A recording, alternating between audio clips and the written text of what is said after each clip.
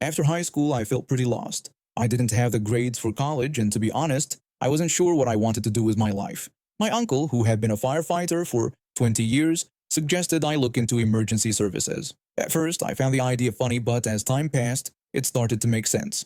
I had always been good at staying calm in stressful situations, and I really liked helping people. So, at 19, I started training for dispatch. It wasn't easy, but I enjoyed it. Learning all the different emergency codes, how to talk people through crises, and coordinating with other services, it was challenging, but rewarding. A year later, I was working full-time at our local dispatch center. Now let me tell you about a day that really tested my patience. It started off chaotic. We were short-staffed, and it seemed like every call that came in was some major emergency. I was juggling multiple units trying to keep everything running smoothly when I received a call from someone familiar. It was a guy we all knew in town. Let's call him the town drunk. He was demanding a ride to the store, his voice slurred with impatience. He clearly expected someone to come and pick him up right away. I had explained to him multiple times before that we were into taxi service, and I told him again that if he needed transportation, calling a cab would be his best bet.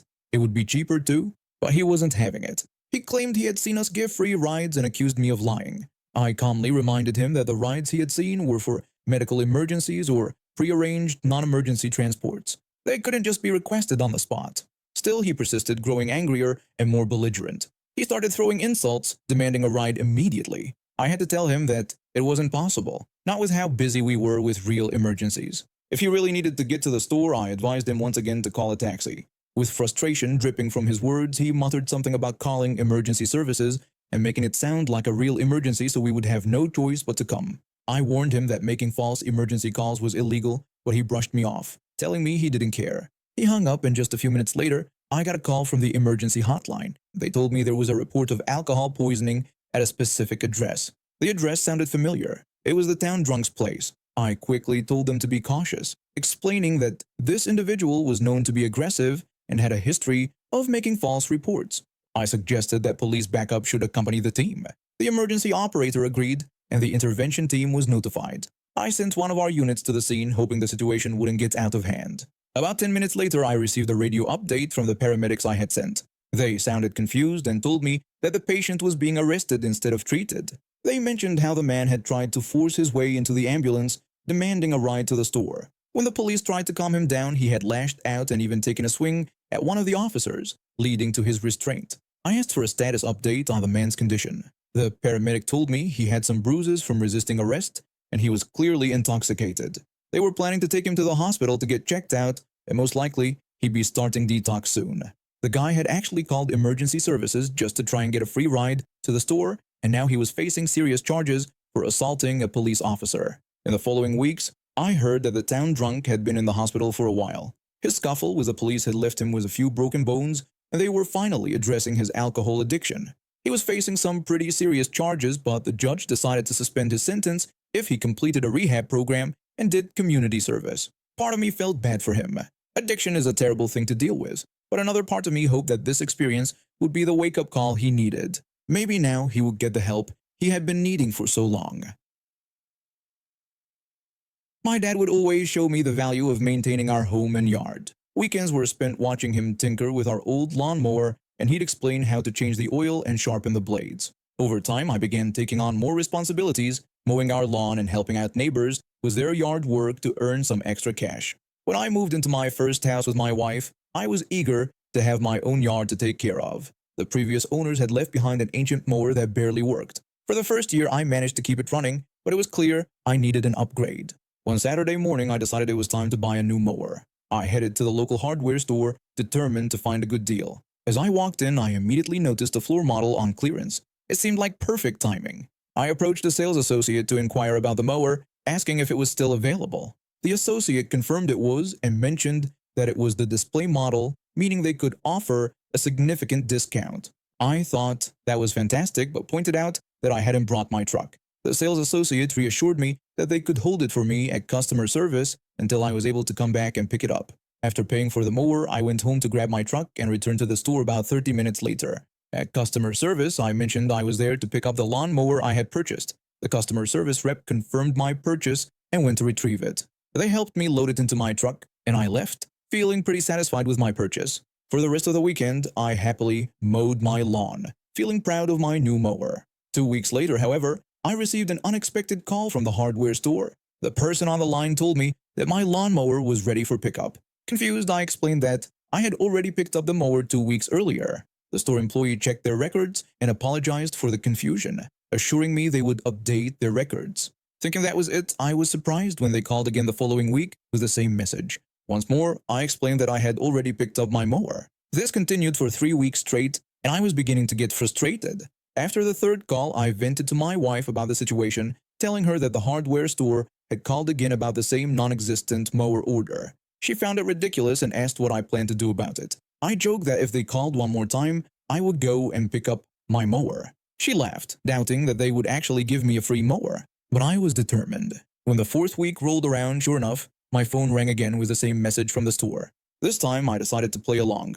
I responded with an apology, explaining that I had been called out of town for work and had just returned. I pretended to have misplaced my receipt and asked if that would be a problem.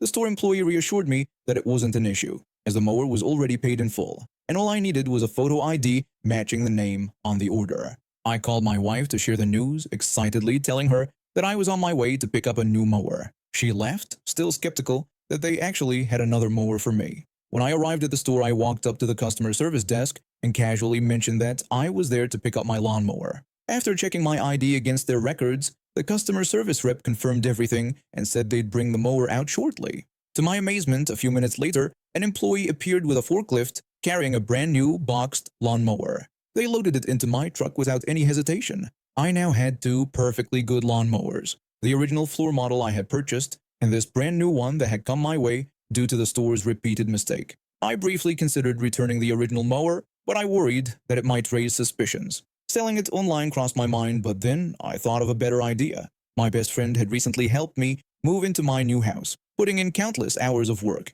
He had mentioned needing a new mower himself, so I decided to give him the original one as a thank you gift. I ended up with a brand new mower at a huge discount, and my friend got a free mower out of the deal. While I hadn't intended to take advantage of the store's error, I figured after trying so hard to correct the mistake, I had earned this unexpected windfall. Persistence really does pay off, even when you're just trying to do the right thing.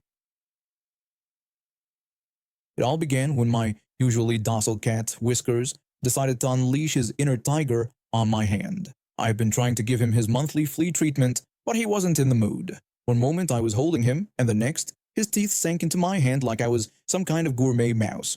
At first, I didn't think much of it. I cleaned the wound, put a band-aid on, and continued with my day. However, by the evening, my hand had swollen to twice its size, and angry red streaks started creeping up my arm. That's when I knew I was in trouble. So there I was at 9 p.m. on a Tuesday, dragging myself to the emergency room. The waiting room was packed, full of people in various states of discomfort. I signed in, glad that my non-writing hand was the injured one, and settled in for what I knew would be a long wait. After about an hour of mindlessly scrolling through my phone and trying to ignore the throbbing pain in my hand, a nurse finally called my name. She led me into a small room and set up an antibiotic IV drip. The cool liquid entering my veins brought some relief, and for the first time that day, I relaxed. Once the IV finished, the nurse explained that I should press the call button to notify the doctor when I was ready for the next steps. I followed her instructions and waited patiently. After 15 minutes, the door opened, and a doctor looking rushed entered. Without much delay, he explained that they were expecting an ambulance and needed the room I was in. He quickly disconnected the IV line, leaving the needle in my arm, and guided me out of the room.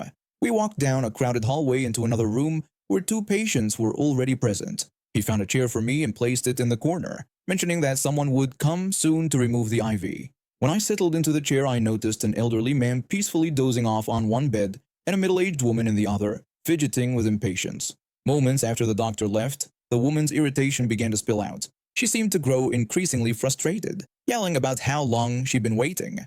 Her complaints became louder, but I tried my best to ignore them, focusing on my throbbing hand. She continued, her annoyance escalating as she repeatedly pressed the call button.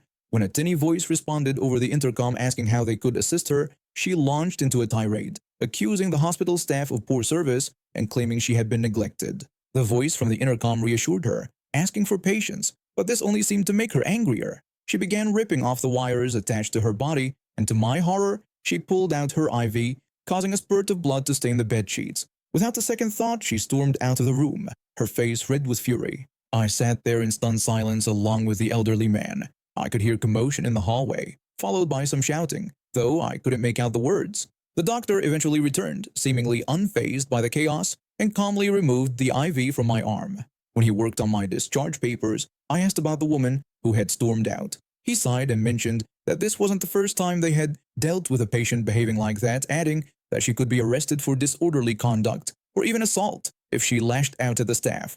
As I left the ER, I saw the woman being escorted to a police car, still yelling angrily while two officers guided her to the back seat. One of the officers spoke to her and told her to calm down as they would be taking her to the station. She continued to protest, demanding to speak to the hospital administrator and accusing everyone of treating her unfairly. And while I was glad that her entitled behavior was being handled, I felt sorry for someone who was clearly having a terrible day. A nurse approached me as I stood outside, asking if I was all right and if I had witnessed what had happened. I confirmed that I had been in the room when the woman left, and the nurse shook her head, commenting that it was a shame some people didn't understand how triage works in an emergency room. I nodded in agreement, grateful for the hard-working staff who had taken care of me despite the overwhelming environment. As I walked to my car, hand-bandaged, and with a prescription for antibiotics in my pocket, I couldn't help but reflect on how differently things could have gone if I had let frustration get the best of me. And while I hope I never have to visit the ER again, at least I now have a story about the night an entitled patient learned that hospitals aren't hotels, and that sometimes the customer is always right doesn't apply when dealing with life and death situations. I worked in a small cafe in town for over a year. Every shift was more or less the same, taking coffee orders, cleaning tables, and dealing with customers. It wasn't the hardest job, but it could definitely get stressful during the rush hours. And like in most hospitality jobs, everyone was expected to pitch in and work as a team.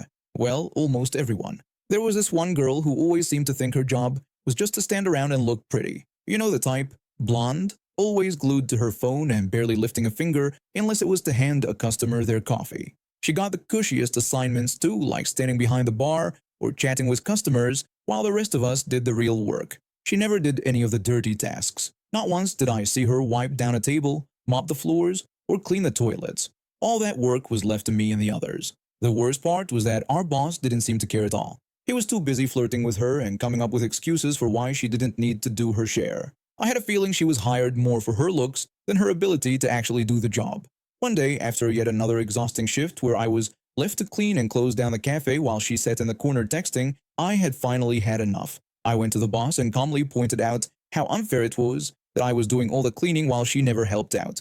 He just nodded and pretended to listen, telling me he'd talk to her about it. But, of course, nothing changed. The next day, it was the same old routine. She showed up, barely did any work, collected her pay, and left early, while I was left scrubbing floors, packing away chairs, and emptying the trash bins by myself. Then came the moment that nearly made my blood boil. It was a busy day, and we were both supposed to stay late to clean and close the cafe. I was exhausted from dealing with the morning and lunch rush, but as usual, she was still stuck to her phone. Right when it was time to start cleaning up, she walked over, holding her coffee bin full of used grinds. Without even looking up from her phone, she casually shoved the bin toward me, expecting me to empty it for her, as if she hadn't been sitting around all day. I was holding a pile of dirty dishes at that moment, and I couldn't believe her nerve. She just stood there tapping away on her phone, waiting for me to deal with her mess. That was it. I was done. The next day, I arrived at the cafe earlier than her and decided it was time for some payback. I grabbed a fresh trash bag for her coffee bin, but before putting it in, I poked a few holes in the bottom.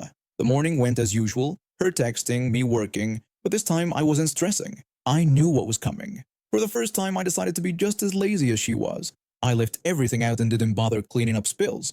I let juice dry sticky on the counters, didn't refill the cake display, left coffee grind all over the floor, and ignored the milk splatter around the milkshake machine.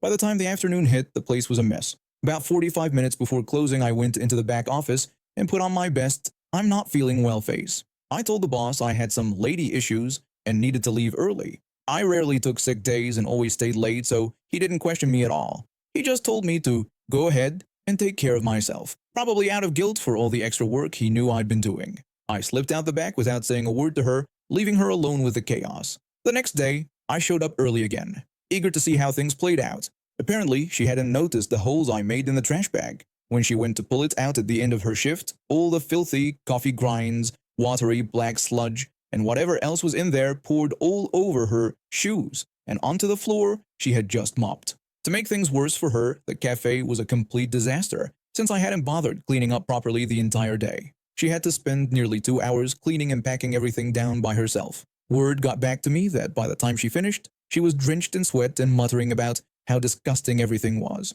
She even tried to complain to the boss the next day, saying that I had left her with all the work, but the boss wasn't having it. He reminded her that she'd been leaving me to do all the cleaning for months, and I always managed to finish much faster than she did. After that, the boss finally started making her do her share of the work whenever we were on the same shift. She clearly hated it. The look she shot my way said it all. Pure resentment. But I wasn't bothered. After months of doing her work for her, it felt good to see her finally having to pull her own weight. Eventually, she couldn't handle it and quit. I heard she moved on to some other cafe down the street. I didn't care where she went as long as she was gone. It was sweet justice. After months of slacking off and letting others carry her weight, she finally got what she deserved.